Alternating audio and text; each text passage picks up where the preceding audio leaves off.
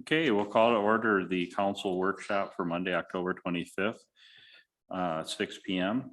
The reason for the workshop is a presentation from the Nisswa Firemen's Relief Association. This is for council information, and I will turn it over to Jenny and to the association. Thank you, Mayor Ryan. Good evening, members of the council. Tonight, hopefully, we'll get to hear an update from the Relief Association about things that have been going on.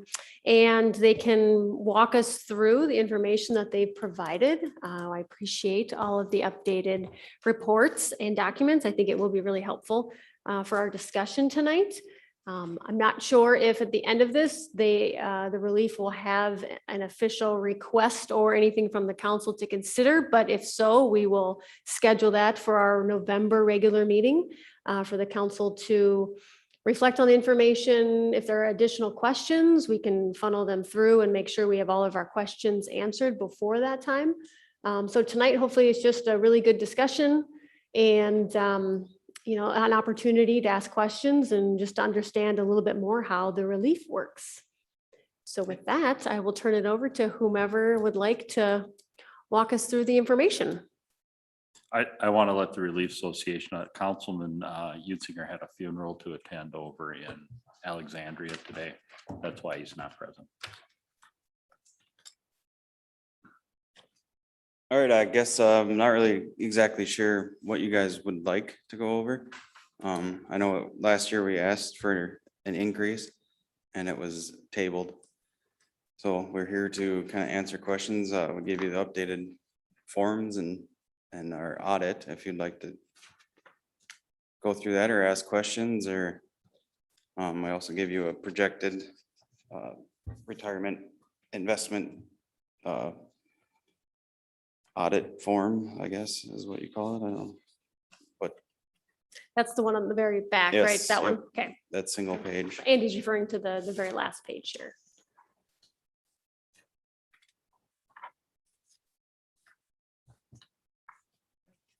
So I guess with that, I would like to answer any questions you guys have, or I can help walk you through what we got going on here. If you have certain areas you have questions about. That would help, Andy, if you could walk us through what you guys' ideas are, what it is you're looking for, what, how you feel it's going to be sustained, what your plan is, et cetera. And then just kind of let us know what, the direction you're coming from, this association's coming from. Yeah, we're looking to be at that 110% vested, which is kind of where we've been for years. The last couple of years, it hasn't been there. We're obviously way over vested at 140%, 149%, that says. So we're just looking to get back to closer to that 110 mark. That being said, that the fund is still at 109%, there's still 150,000 overfunded. So that's money that if something were to happen would be available, market crash or whatnot. That is not taking into account anything this year. So that was the other from Stifel, our current fund pricing or fund analysis is at 1.8 and some change, 8.6, I think of what it was.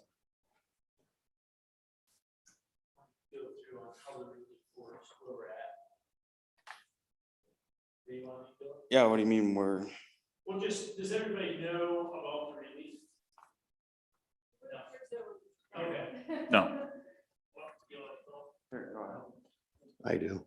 So basically, the relief fund is a fund that, first of all, the principal is for the fire department, the men on the fire department. It's for nothing else, really. We can't, it's a retirement fund. We can use it for like an annual party or retirement party, but otherwise the sole purpose of it is for the firefighters and a benefit for them. The way the fund gets money is by basically the tax dollars called the 2% monies that I'm sure all of you are familiar with being on the council.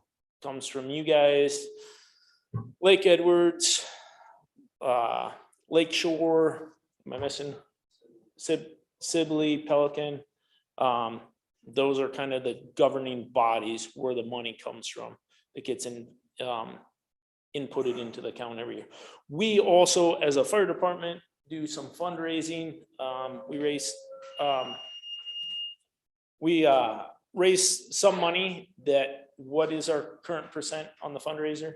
10% goes in. 10% of our fundraiser money. So like the fishing contest that we do, pancake breakfast, some of those monies we put back into the account also. With the count then and how the firemen receive their money, they have to be, I guess, committed, or what we use the word vested is at 10 years, they're eligible for half, and then on up to 20 years, they'd be eligible for 100% in kind of a sliding ratio in between 10 and 20 on the percentage. So then anywhere after 20 years, then you're, I guess, fully vested for whatever the dollar amount is at that current time and how many years you have on, and pretty easy formula.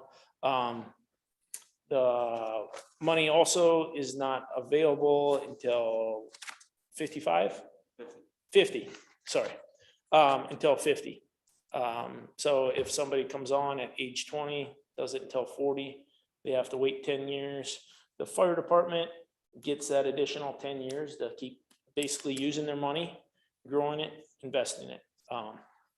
We have it invested with help with the outside group. Stifles, Nicholas Company, did I say Stifles right? Stifles, however you pronounce it. I always get it mixed up, but they're an outside investment company that come in, meet with us on a regular basis, sit down, kind of look at where we should have invested, what do we think the current market's doing, just like anybody else would invest in different areas. We have it spread out across the board as far as investments go.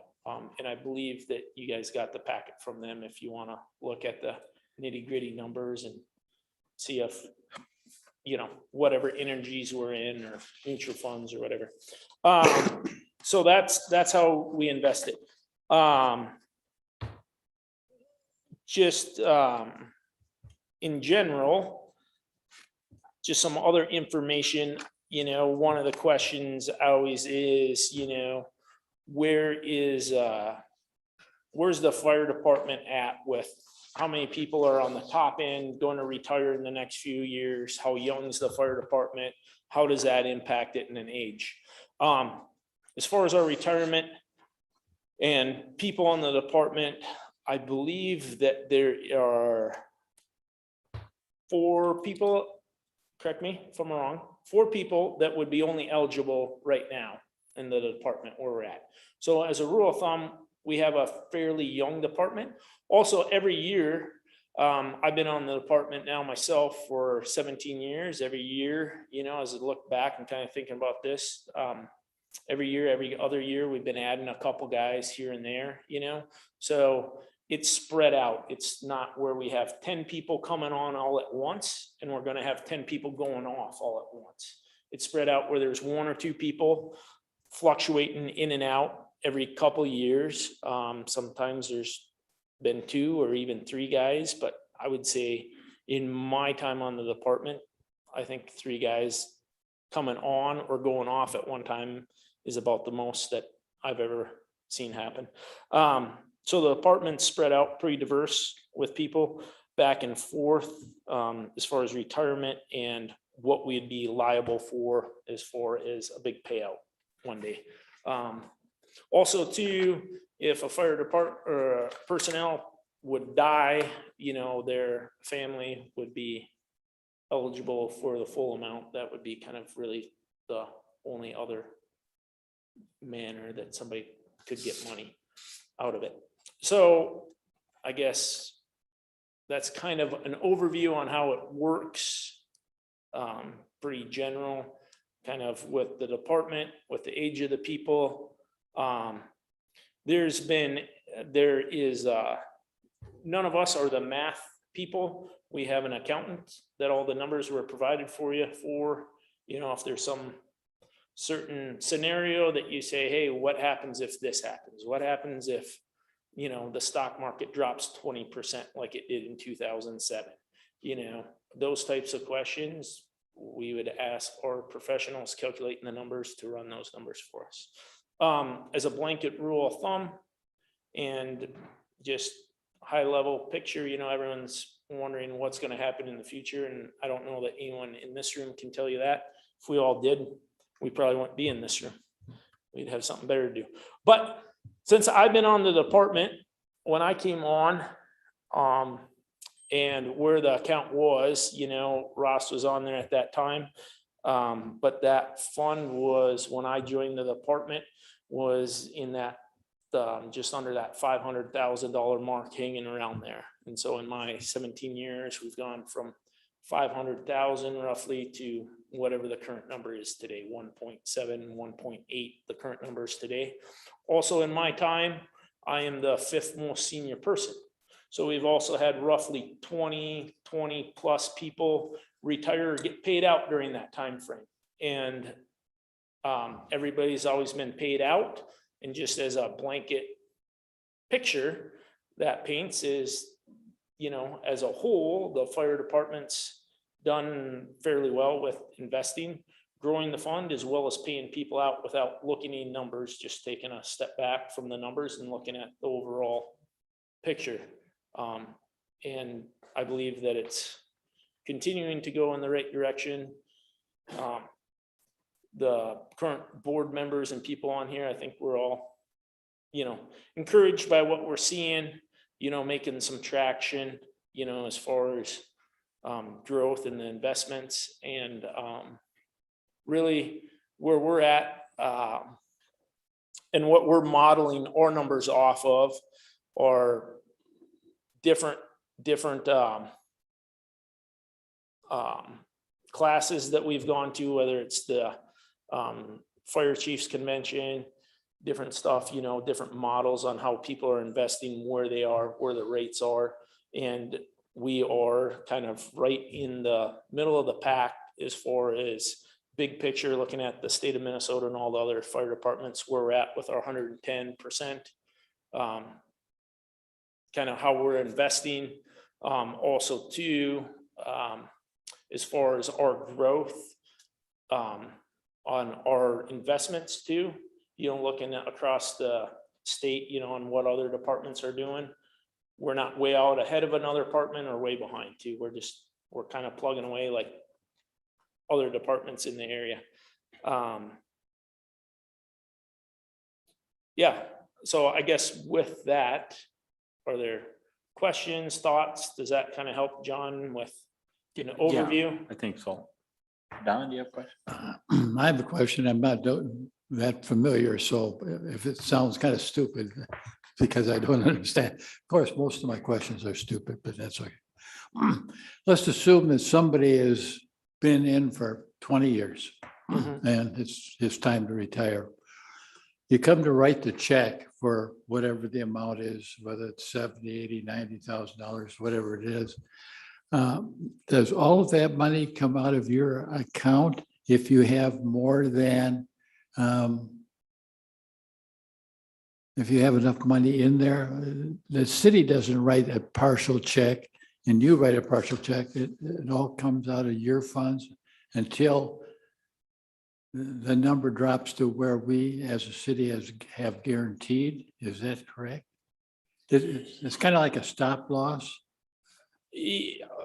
Yes and no. So all the funds fully come out of this account. This account is not a city account. It's not tied in with the city. It's a separate account. All the funds come out of there. And so I think your question is really two questions. At what point would the city need to be would the city have to write the check? Right. And there's actually, it's a state statute, thank you, and we can get you the statute number of that. But basically, in the state statute, it is if the fund drops below 90% for a period of time, and correct me if I'm wrong, you guys know this, but the period of time is 18 months. Is it? We look it up. We read it the other day, but we can look up the statute. So it's not even, it's right there, state law, and we'll get you the statute. But if we have so many months, so much time to get the fund back up before the city's responsible. So this year, let's say tomorrow the stock market crashes, 3 guys say, hey, I'm out of here, I'm retiring, and we're short $50,000. Does the city have to write a check tomorrow overnight? No. Do they even have to write it in the next calendar year? No. There's a pretty large grace period of time when that dollar amount is to come up, and that's on a state statute. So, and that's something that the other night we just sat through and went through a class. Unless I'm wrong or anyone else knows anything, but that was a specific question that we looked into. We actually called down to the state and checked in with other departments and found the statute on that. So the city is essentially an insurance policy to make sure that the money's there if you don't have it with your other funds. Correct. Yep. Okay.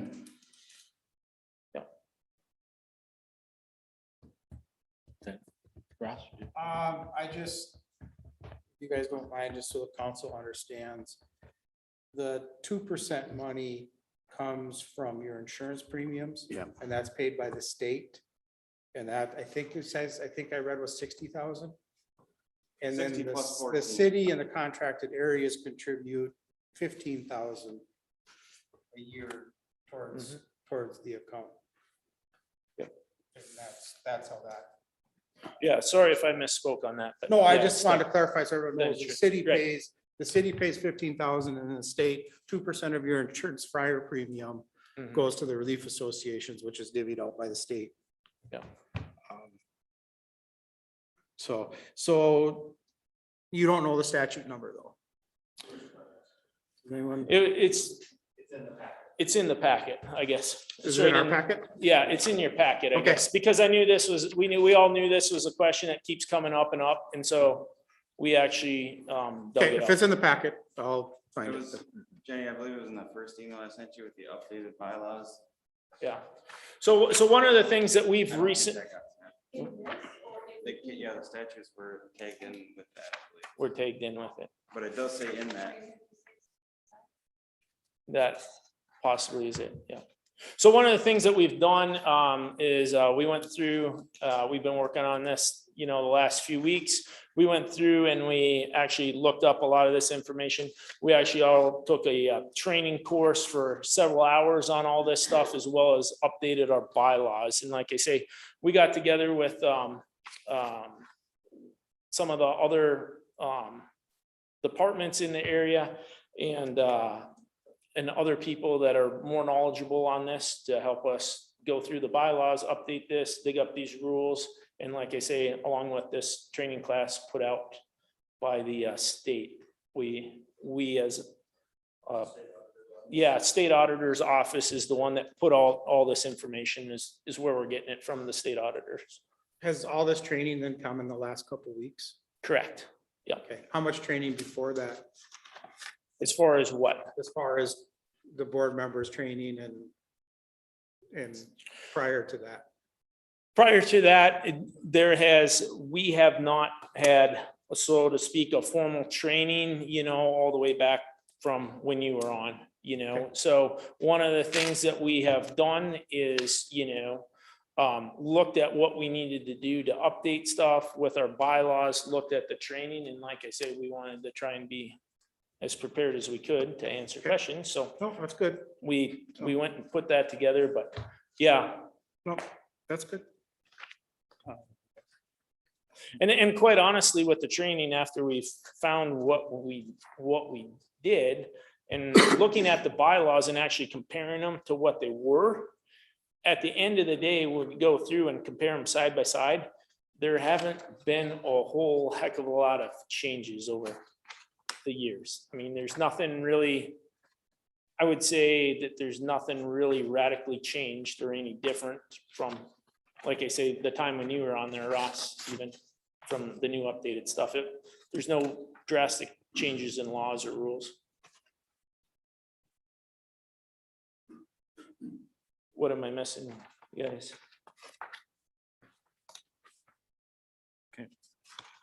One of the things I noticed, so these the bylaws that you provided us, these are your updated. They're not, we have not voted them in, that's. No, but they have, but these are, this is what you're Those looking are, at. yep, Okay. those are what we're looking to Okay, do. Yep, okay, that's. Because I was trying, because the last set of bylaws I saw was 1989 or something like that. Yeah. You know, And so- they've been amended, you know, we amend them for certain things. Okay. Every year we get a pay raise, it's amended. But with the new bylaws, it has statutes behind almost everything we have in there. Okay, so this is a new draft. yeah. So as you go through and you look up and you have those questions, you know, it's Mhm. specifically the one you asked about when does the city need to pick up, you can actually see the state statute and it's all spelled out there. Okay. To Ross's point, I think one thing you might, when you guys are looking over the whole, this draft policy of this draft, you might want to look in there.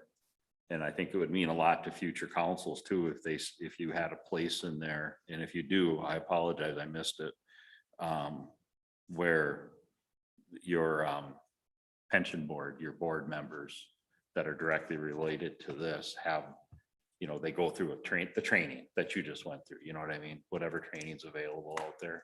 Just so Yeah, if and somebody so- wants to become the treasurer, they realize, okay, that's great, but you're gonna have to go through some training and understand the process so that, you know, when the new council member is asking them a question, they, you know, in all fairness to them, you know, they.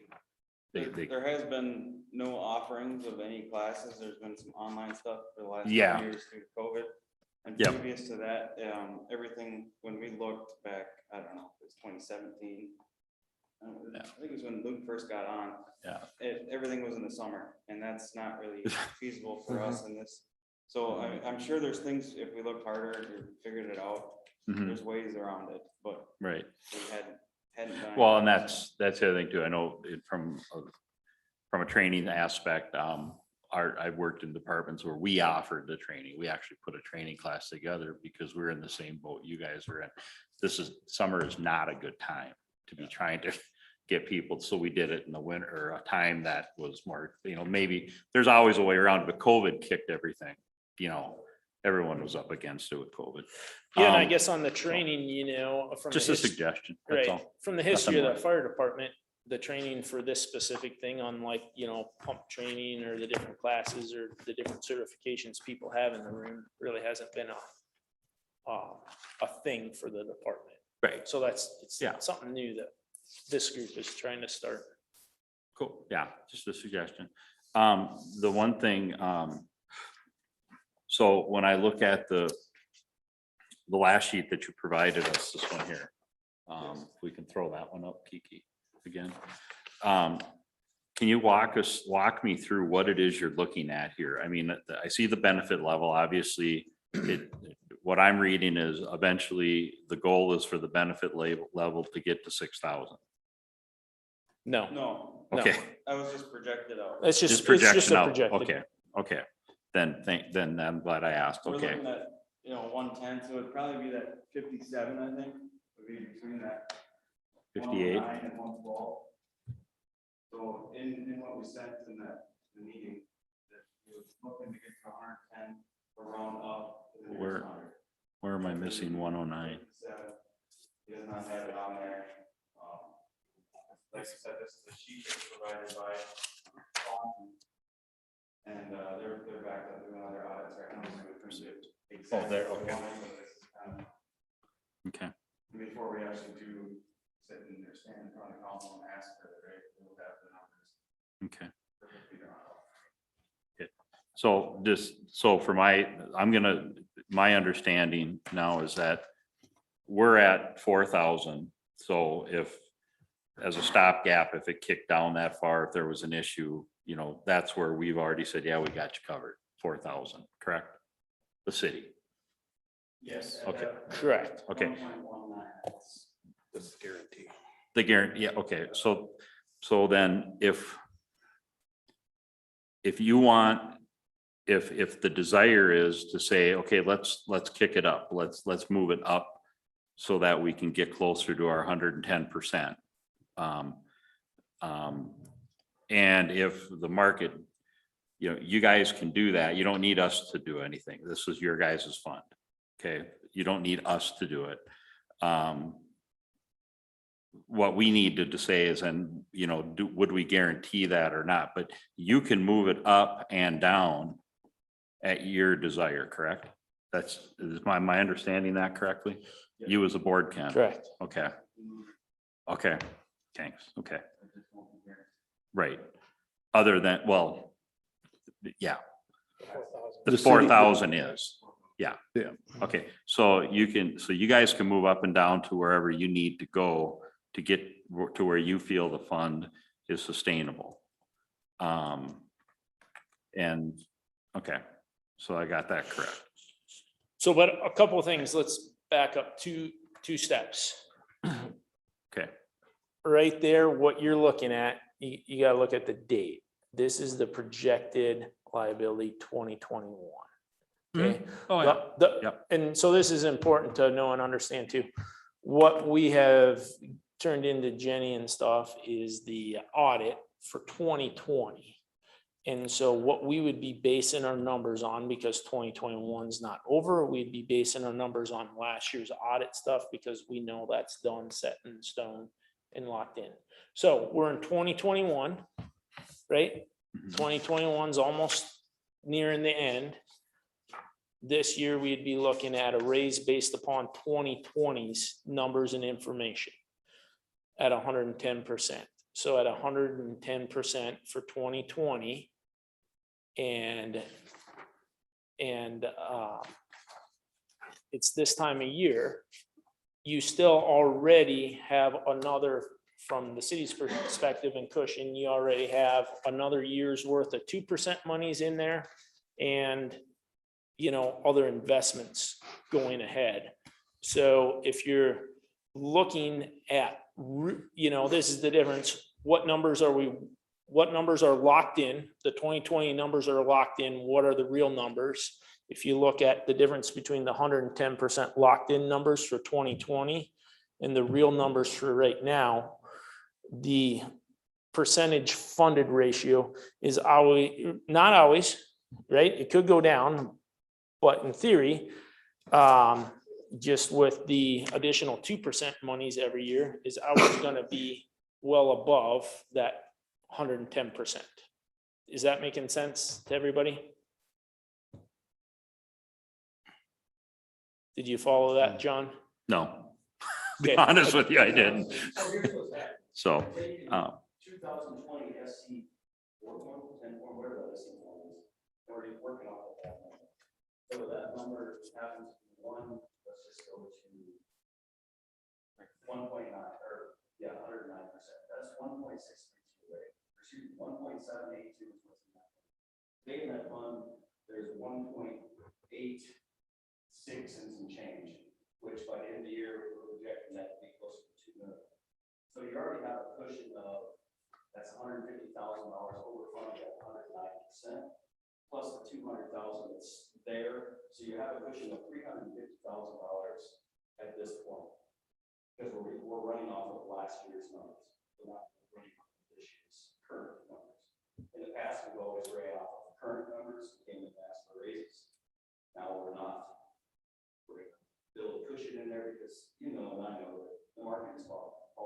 And nobody knows what it could grow through the roof like it has been, or it could take a dump, and then that's where we're at. Where if it takes a dump, this thing has to be monitored. It's the same game. This year, yes, you could be at 5,800. Next year, you could be at 5,200 or 3,000. Who knows? you know, if we had that crystal ball, we all would be sitting in the spring Right. asking for this, but the fund's designed, if you had a catastrophic event tomorrow, you can pay all your firefighters all 100% of what they have coming. If it's 5 years, 10 years, 20 years, 30 years, whatever it is. And you would still be sitting with $350,000 here to start the fund over again. So that's our house. So Okay. we're giving you a Right. year's worth of, we're giving the fund a year's worth of cushion. And the idea that if there would be a fallout of the market, we have some kind of cushion already built in. Is that fair? Okay, now, yep, got it. Thank you. Okay. Making notes while I'm listening. So, yeah, I guess that's the biggest thing, you know, that I guess we've learned is we have to have clear communication and understanding. What are we talking about? Current numbers or, you know, hard numbers off of the audit, I guess, when we're talking about stuff. Mark? It's nice that you guys are learning about that, and I think it would be nice in the bylaws to put that in there, that if you're XXX, that, you know, there is some training that you can go through. Joe, how often do you meet with your fund manager? How often? Mhm. So physically sit down in the room and meet. It kind of depends. We meet with them at least once every, what is it in our rules? Quarter, once every quarter. But as far as communication with them, we talk with them more often than a quarter. Yeah, I'm just talking about sit down. So once a quarter you do. Yeah, sit once a down. quarter, sit down, and a big kind of year-end review thing, you know, also as part of that, where they come in, present the whole thing. If something comes up between now and then, you know, somebody's retiring, we have a question, we have more fundraising money we want to put in an account, you know, we're in communication with them fairly often. Is it once every 2 weeks? It kind of varies. Sometimes we can talk to them 5 times in 1 month, then we'll go 3 weeks without talking to them, or 4 weeks. So How much discretion do you have to change the fund at every quarter? we have complete control over that as a board. I know everybody's talking about the market crashing. It's a good theme tonight. But if I look over your portfolio, I think it's kind of heavy in the stocks. I mean, you're looking at a 60-40 split. And that's, Well, that's what they recommend us to do, and we're letting them do their job. Right. So we take their recommendation and roll with it. We've realized that has made us more money in the past couple of years. For- Being at that, then, you know, if we were at 50-50 or 60-40 the other way, obviously we're making more money being in the stock market. and so you also understand that that's riskier for the fund, Mhm. and you're okay with that? Yep. And so that's something that as a board that we vote on and go over on a regular basis. Do you have something to add, Sean? So that's a loaded question. So if you take those stocks that were 60% vested, there's a state guideline on what those stocks can be and how risky they can be. Right. Yeah, I understand that. We went through, like, so, I would say, I think it was 9 years ago, we went through a hiccup where they had bought stocks, and it was, that didn't meet the state auditor's office. Huge mess, and get out straight, give back. Yeah, I've looked at the mid cap and stuff like that, and where they're at and where they have to be. I understand that.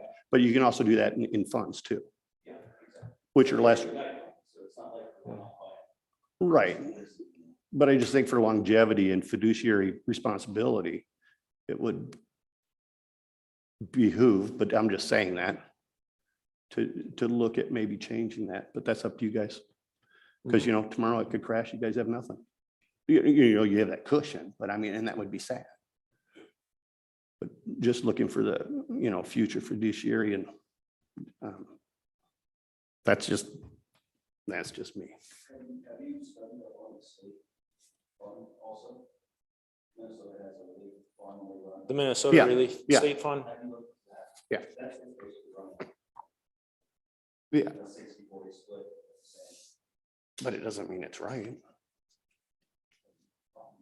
I know. I'm just saying. Joe? That's all I have. Why do you feel you need the city's stop loss feature? Why do we feel that? Yeah, why do you think that you need that? You're doing well, and obviously you shouldn't expect that you're gonna lose all your money. So why should the city be guaranteeing? I'm just wondering, that's philosophy. Well, I guess, I don't know, I can kind of speak from my own point of view on this question. I think everybody sitting here might have a little bit different answer, but the way that I would answer this is, as a city, I would turn the question around and say, why would you not want to back us? Reminding you that all of us in the room here are not getting paid to be here tonight. We all have other jobs. At the end of the day, this volunteer, yeah, we make $20 to run out on a call during the middle of the night, but woo-hoo, who cares about that? At the end of the day, you know, let's take last Thanksgiving, you know, everybody was well, sorry, it wasn't last Thanksgiving, 2 Thanksgivings ago. Everyone's at home with their families having turkey. We ran 3 calls that day. I myself drug a guy out of a bathroom, performed CPR on him in front of the family.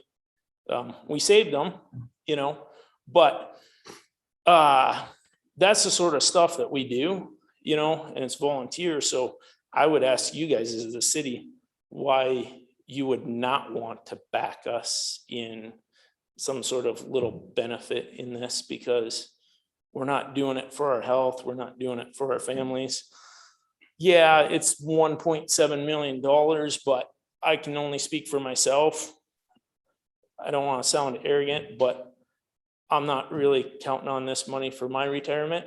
It is what it is. I'm doing this for other people. There are other people in the fire department that, hey, they're kind of counting on this for a retirement money and a retirement fund. And so I guess, you know, for our service and our backing, I guess, yeah, the question goes back to you. Why would the city not want to back it? That's what, maybe one of these guys have another answer.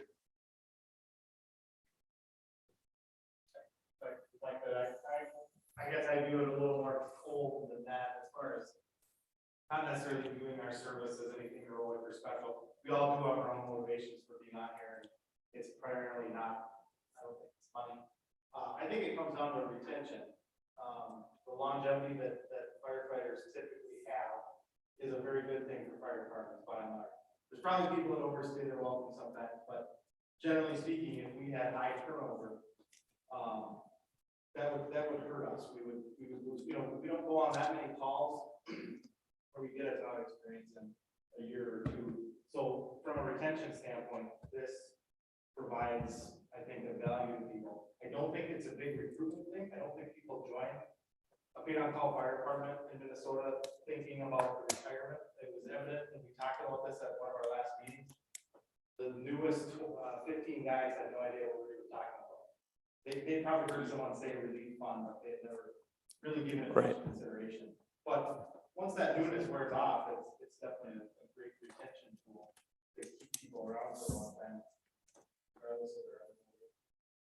And I mean, we did have a fireman pass away now 5-6 years ago of cancer. This fund was super beneficial to their family. I mean, they could use it, you know, it was unexpected. Somebody lost a young husband, a young father, and that is what the fund is for. So at the end of the day, you know, I think like when Jenny and Ross come over and said, you know, at least I'll speak for myself, our point of view, yeah, something bad can happen. The stock market can crash, you know. Yeah, we can sit here all day and say, what if, what if, what if? And yeah, if the city did have to cut a check for $200,000 if something catastrophic can happen, two things, I would look at that percentage and see what the really risk and what percentage that is to the city. And say, okay, is that something the city can stand behind? And then at the end of the day, whatever that event is, I don't know, I would hope that not only the city would stand behind whatever happened, but other people in the community, that happened. I mean, I guess when 9/11 happened, I don't think anybody was wondering about if New York City was going to be able to pay out the firemen that just died. So I guess that's how I'd answer it.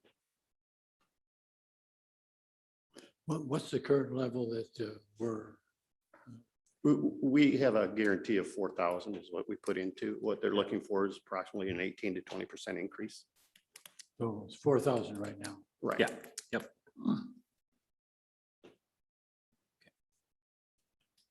You think $20 a call is adequate?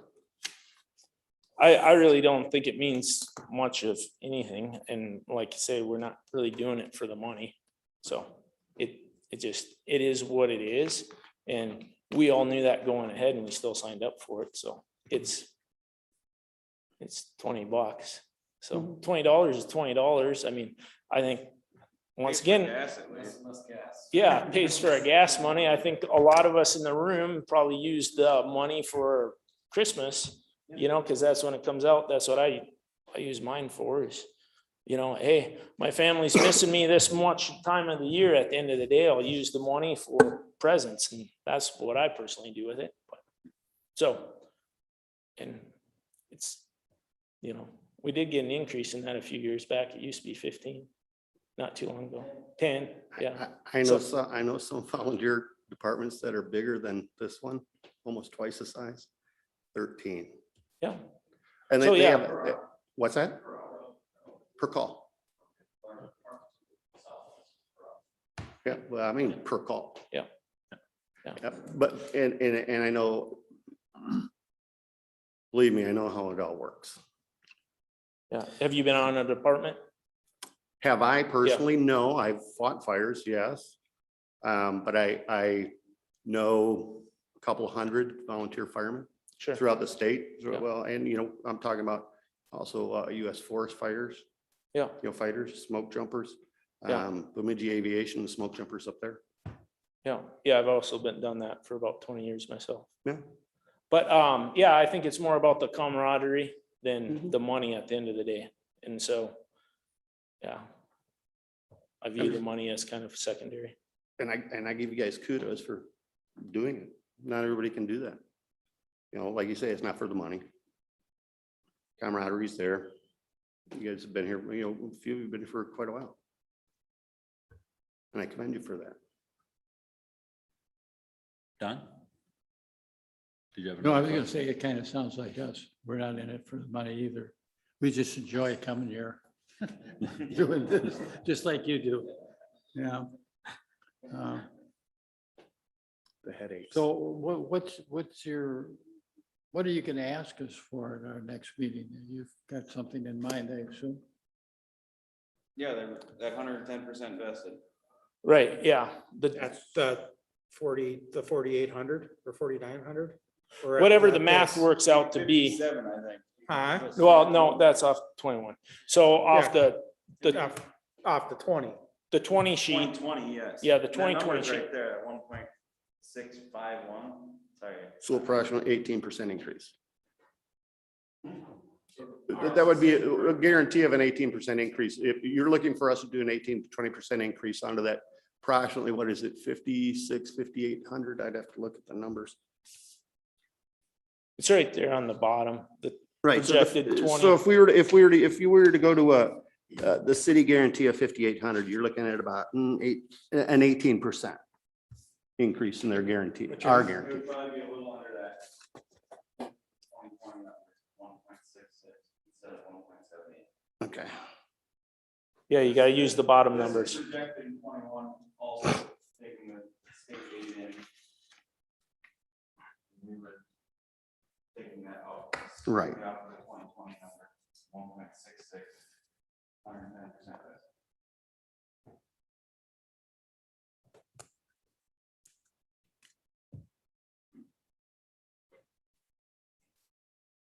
Was someone gonna say something? I thought I heard Any other questions, John?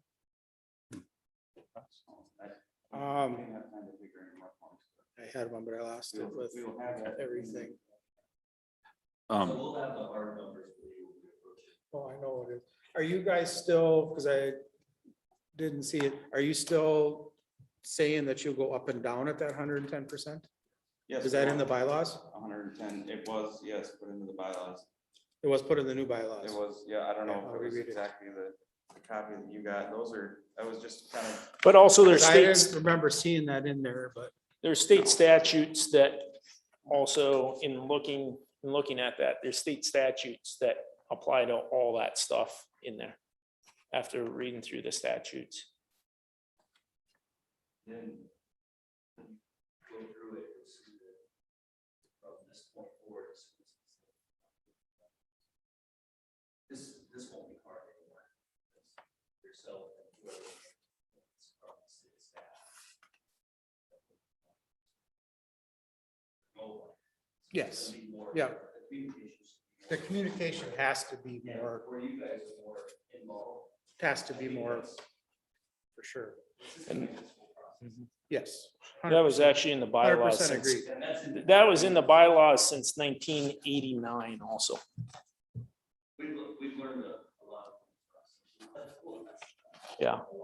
Like, I had no idea that state statute requires all religious associations back for 25 years to be bonded in case the treasurer and the president decided to spend the money. Well, we were working with bonding company to get a bond. We were. We've never had one. Never had one. Because I know the treasurer and the president had to be bonded Yeah, so back when I was on. Yeah, so we're rolling that forward. Well, yeah. that's- So we were bonded back then, I know for sure, because I was, but anyways, Yeah, that's, anyways, we are that's- working with the bond. It's not so- very expensive. It's cheap. It's, yeah, the bond, so not just bonding the treasurer, president, but bonding the board. Yeah. So there's no such, can't. At the, Bond for, the state statute says up $500,000. and you kind of, and just to kind of correct a little bit, because it's kind of to the point of, when we never got in trouble with the state, all of our funds were correct with the state. What happened is we figured out that the guy we were using, Jerry Ring, had us in a different class that benefited him more than it benefited us.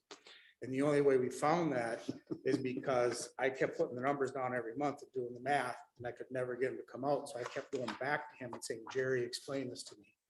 That's kind of how we figured that out. And my only point to that is, and that's kind of why it's important to kind of know, to be able to understand the numbers that are coming from everywhere. Because the state had nothing to do with that.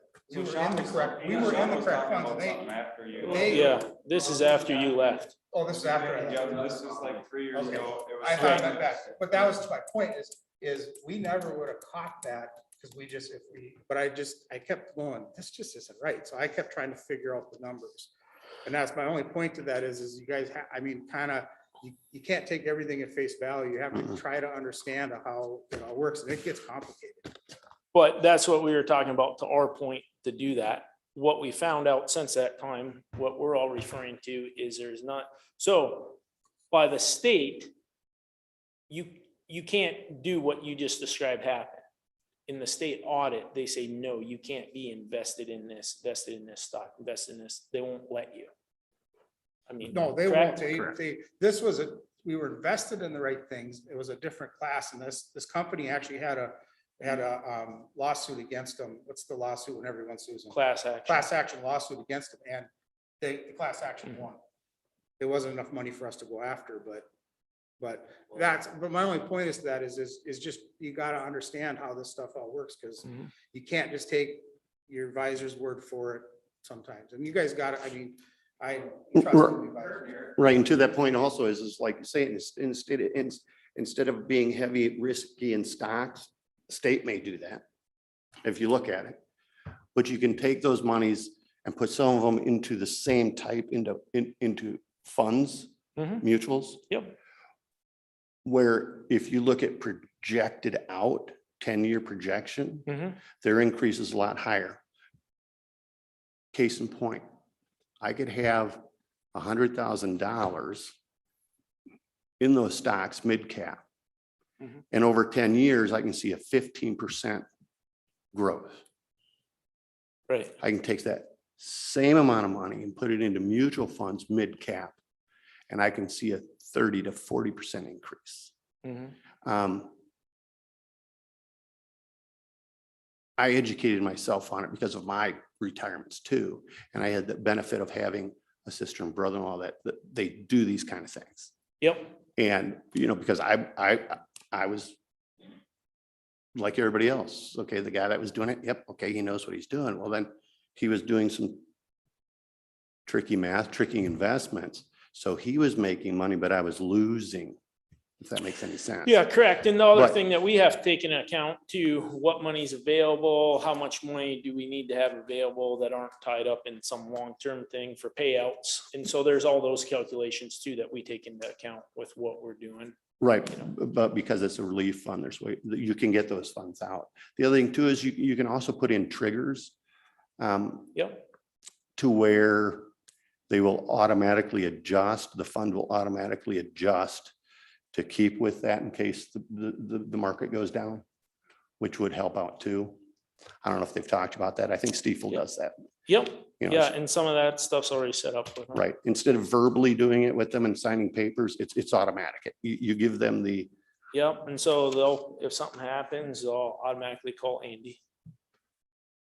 they'll automatically do it. You don't have to have authorization. They'll call us, they'll call us and we'll give them authorization. Okay, but I'm saying there's a ways to do that so they don't have to call you. No, they have to call us. That's the difference. We still get a say over it. Okay. What I'm saying is say they call you and they say, you know what? We really think you need to move this here or there, do these adjustments, Mhm. you know, investment adjustments. Right, And you usually take their advice, correct? Okay, all right. That's already done. So you When don't, we get trade letters, they, correct. that are investment letters, they move X from the Y. Right, That's continually happening. You know. without authorization. Okay. correct. That's Yeah. what I wanted to know. I get those letters. Yeah, Cross-connect, when he left, he gave me a box, and that box is probably 10 times that. Okay. but if we want to switch from one area to the other and they say, hey, we think that something, you know, this is negative going down or whatever, they'll contact us. We'll give them authorization to switch. Right, Right. Right. There's also ways that where you can have that automatically done within funds and then there's what's called large group funds. Mhm. So like right now, you move something out of one, say MFS or whatever, you're into another one. Are you guys paying fees on that? It all depends, I guess, upon what it is. On most of the stuff, correct me if I'm Um, wrong, we're trying to stay out of areas where we're having to pay fees. So, Because there are ways to where they can be into larger funds where more of them are active. That way you don't have to pay the transfer funds, the sales and repurchasing where you don't lose the dollar amount. but the question would be, are these state approved funds? Right. So most of that. Right. They know the rules on what to do. Right, they would be with, because you had, those guidelines are there so that they would follow those guidelines. It's not like they'd go from a mid to a high. Okay, Right, right, so they would stay at mid and low. These are the kind of questions that we, when our people are in our room, our investment. Okay. We people like yourself to ask these questions. right. These are good, valid questions that honestly, none of us can truly answer. Because we pay a company to take care of all this for us, you know. Right, maybe what I'm trying to say is if one or two of you, I hate to say educated because people used to do that and I always felt stupid, but the thing is to get more involved or to understand a little bit more, there's ways to do that.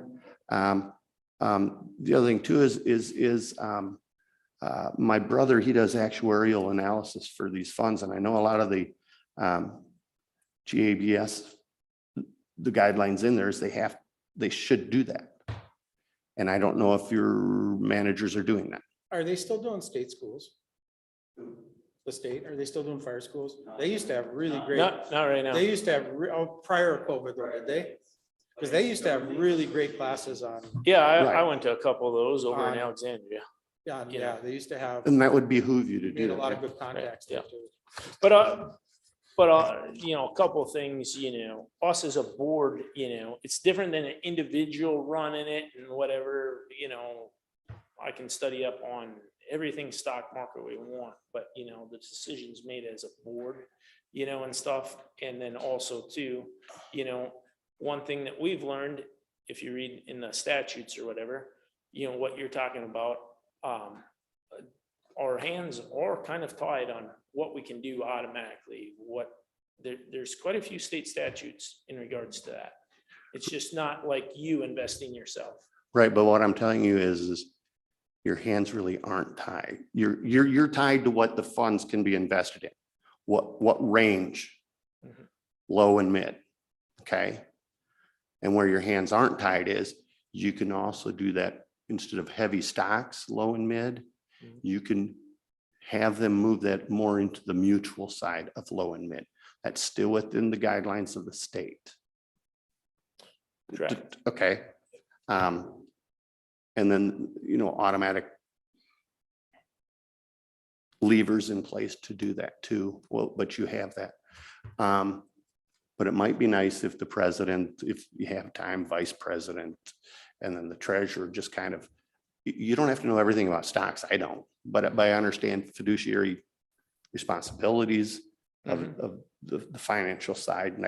And I kind of monitor things, see where they're going. I know, you know, what my different things. I just educated myself on it and it helped me out a lot, you know, but Mr. Mayor, Yes, sir. a question, another question, probably my last one. I'm looking at your partial vesting schedule. And I see if someone starts the fire service and only goes for 9 years, is he vested at all? No.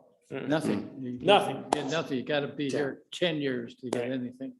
Yep, and it starts at 60 and goes up 5% every year. Yeah, I see that, but I didn't see anything from 0 to 9. You have to make 10 years. Pardon? Are you thinking about joining? At my age, you'd have to carry me. I don't think he Well, that is passed part of the ladder training. test. Have to laugh at that. Yeah, so if somebody goes 9 years, which some people have gone, One for sure. one for sure 9 years, and a couple others gone 3 to 4 in my time, and Yeah, this one's actually better than it looks because there's. because one those guy that people have retired bailed this out, year at 10 years and one guy that retired this year at 2 years, so right? there's, the liability isn't there that it says, so. Honestly, as a city though, I think that's something to take in account and look, you know, just as a blanket statement across, you know, the scope of industry and workforce and people and volunteers. A, there's not people banging down the door, even in Nisswa, to join the fire department. And then B, when people are staying right now in this current state, staying with something, you know, the last statistic, that I read on jobs is that the average person will change jobs between 26 months to 40 months. That's the current. And that is holding true for a lot of the new guys that we've had come on the department. We've had several new guys come on and already go off over the last few years. And I don't think that's going to change anytime soon.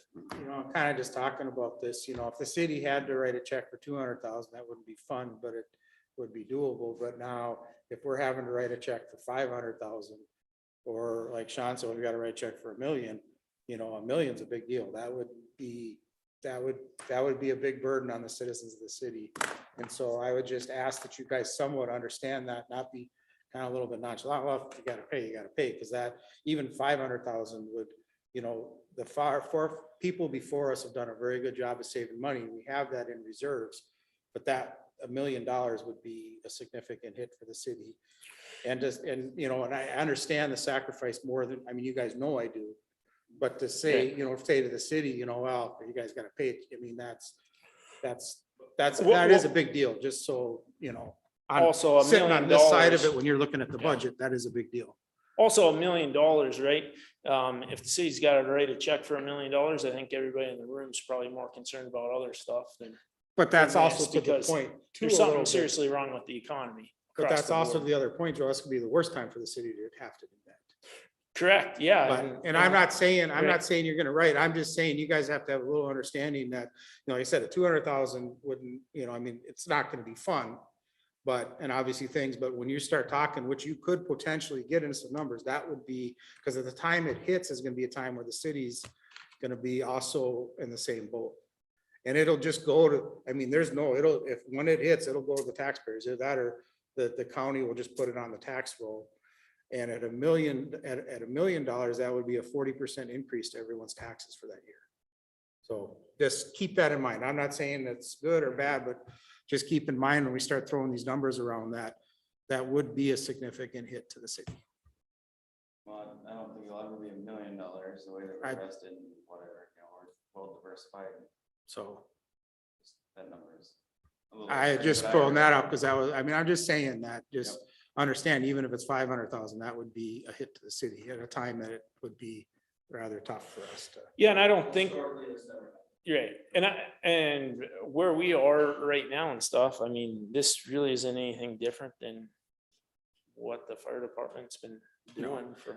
But back in the Oh, wow. way, I mean, well, just keep that in mind. That there is this side of it that we have to look at that side of it and understand that, that's, what we're voted in to do too, is to look at that side of it. So I have nothing further, Tom. Do any of you have anything you want to add, or? No, I- we would just like you on the minutes for next month, to start you on that 110 with some. There solid numbers and- there probably will be, well, I know there will be follow-up questions as everything is digested. And as we look at more of the information, I know Mark will probably have questions when he gets a chance.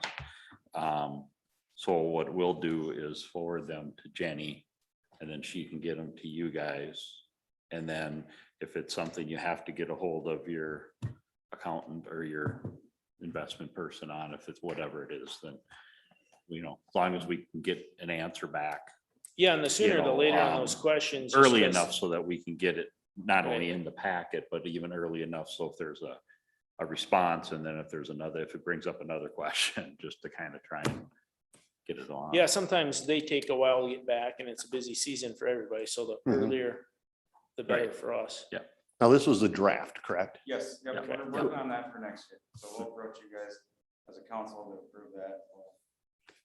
Yeah. Guess I'm not exactly sure how it goes, it might just be as a board to adopt that, I don't remember how that is spelled out, but anyway, Jenny and Ross would be part of that. When Okay. we do go through with Mhm. finalized version. Thank you, gentlemen. All right. thank you, guys. Thanks a lot. Appreciate it. I'll entertain a motion to close the workshop if there's no further questions. Second. All in favor? Aye. Thank you very much.